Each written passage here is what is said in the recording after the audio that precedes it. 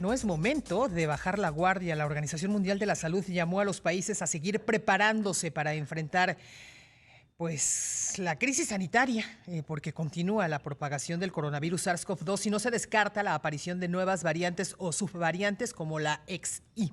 Para hablar acerca del tema, le agradezco, se encuentra en la línea telefónica Alejandro Macías, él es infectólogo. ¿Cómo está, doctor? Muy buenos días.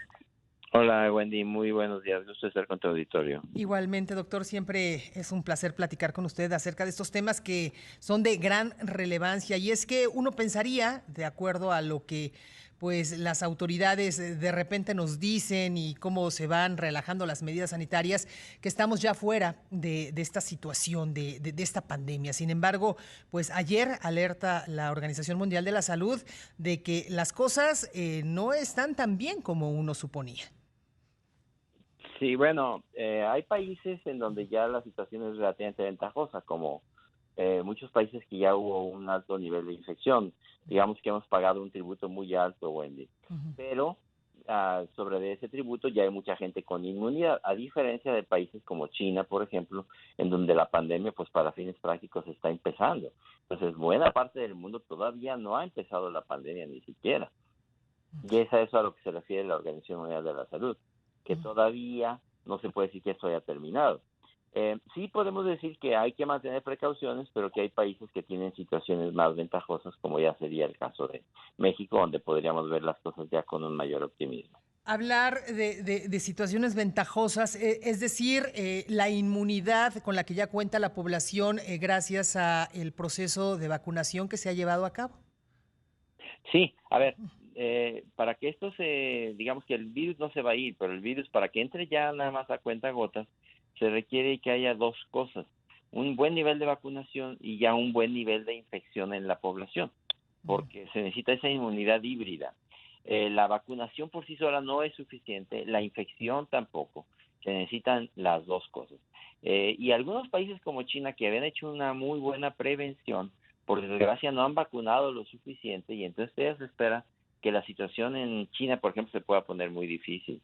Hay países del África donde todavía no entra bien la epidemia, entonces no, sí, en efecto estamos lejos de que esto termine, aunque hay que insistir, en México podemos ver las cosas con un poco más de optimismo. Es muy probable que vamos a tener brotes de todos modos, porque no han entrado las subvariantes de la variante Omicron, pero ya no se esperaría que esos brotes sean catastróficos, que colapsen hospitales, colapsen instituciones, como ya se espera en algunos países como en China. No, perdón esta pregunta que le haga, doctor, pero ¿no existe la posibilidad de que brote por ahí una variante del SARS-CoV-2 que de alguna u otra forma la inmunidad que generan las vacunas hasta ahora aplicadas no lo detenga?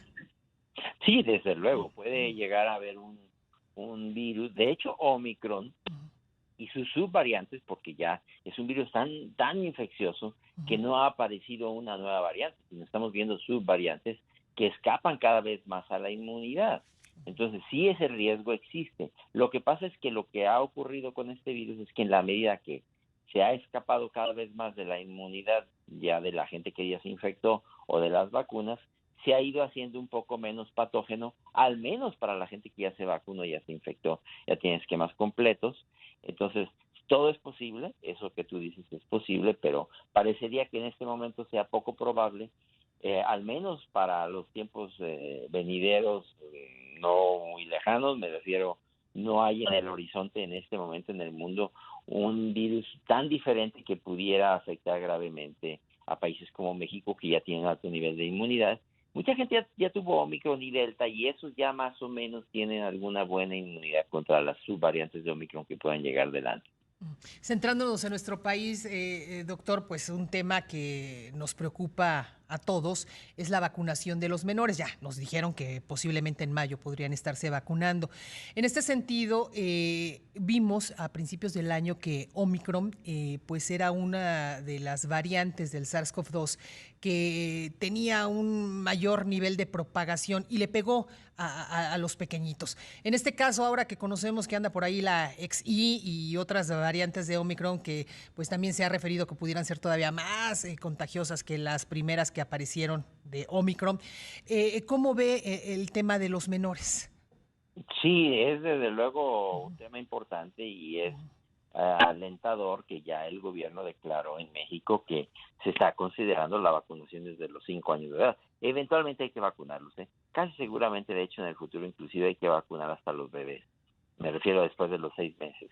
Porque en efecto en ellos causa enfermedad que puede ser grave y además se incrementaría mucho ya la inmunidad en la población para poner, digamos, una pared inmunológica, puesto que ahí son más de 10 millones de niños. Entonces, eso incrementaría el nivel de inmunidad de la población y haría que en el futuro que el virus, que no se va a ir, tenga menos riesgo de causar brotes graves.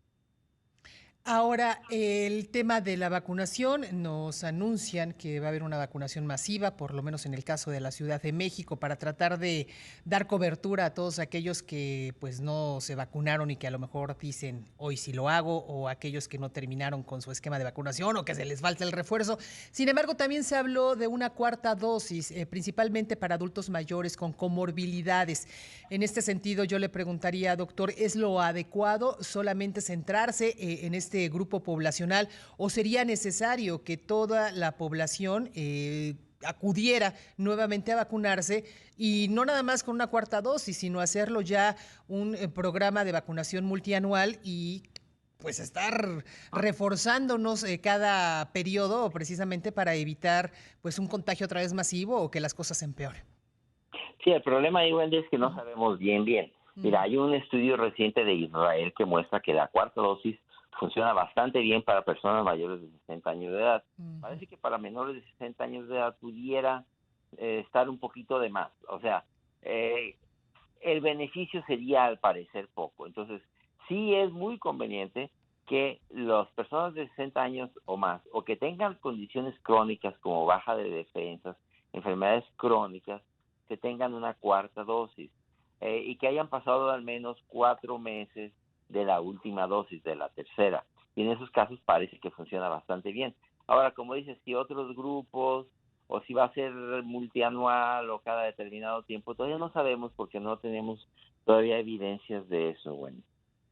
Perfecto, entonces tiene que ir todavía pues viendo, porque México ha actuado también con referencia a otros países, ¿no? Nos hemos como que pues centrado en lo que está pasando en algunos países de Europa y a partir de ahí es como muchas decisiones se han tomado, ¿no? Al respecto.